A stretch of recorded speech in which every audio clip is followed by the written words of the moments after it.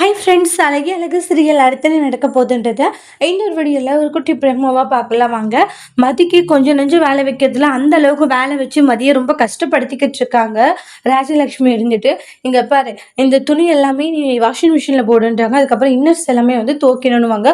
அதாவது மதியுடைய மாமனாருடைய இன்னர்ஸை கொடுப்பாங்க. அதுக்கு பார்த்த உடனே மதிக்கு கோவம் வந்துடுது. வீட்டில் வந்து இதெல்லாம் நீங்கள் துவைப்பீங்களா, நான் துவைக்க மாட்டேன்றாங்க.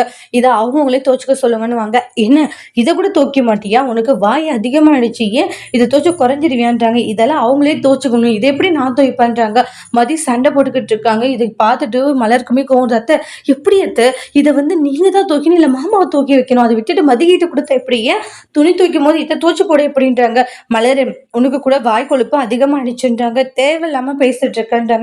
அத்தை, தேவையில்லாம நான் பேசல அத்தை, தேவையோட தான் பேசிட்டு இருக்கேன். நீங்க பண்றது கொஞ்சமாச்சும் நியாயமா இருக்காத்தான்றாங்க. எப்படி அத்தை உங்களால இப்படி மதிக்கிட்ட வந்து நடந்துக்க முடியுதுன்றாங்க. அதாவது வேலை சொல்லலாம் தப்பு இல்லை, ஆனா அதுக்காக இந்த மாதிரி வந்து எல்லா துணிகளையும் கொடுத்து இந்த மாதிரி இன்னர்ஸ் எல்லாம் கொடுத்து துவைக்க சொல்லிட்டு இருக்கீங்க, என்னத்த மனசுல நினைச்சிட்டு இருக்கீங்கன்றாங்க. மதி, நீ துவைக்காத மதின்றாங்க. இங்க பாருங்க அத்தை, வேண்டாத்தான்றாங்க. மலரு, நீ தேவையில்லாம பேசிட்டு இருக்கன்றாங்க. அத்தை, உண்மையில நான் தேவையில்லாம பேசல அத்தை, கொஞ்சமாச்சு நீங்க புரிஞ்சு நடந்துக்கோங்க.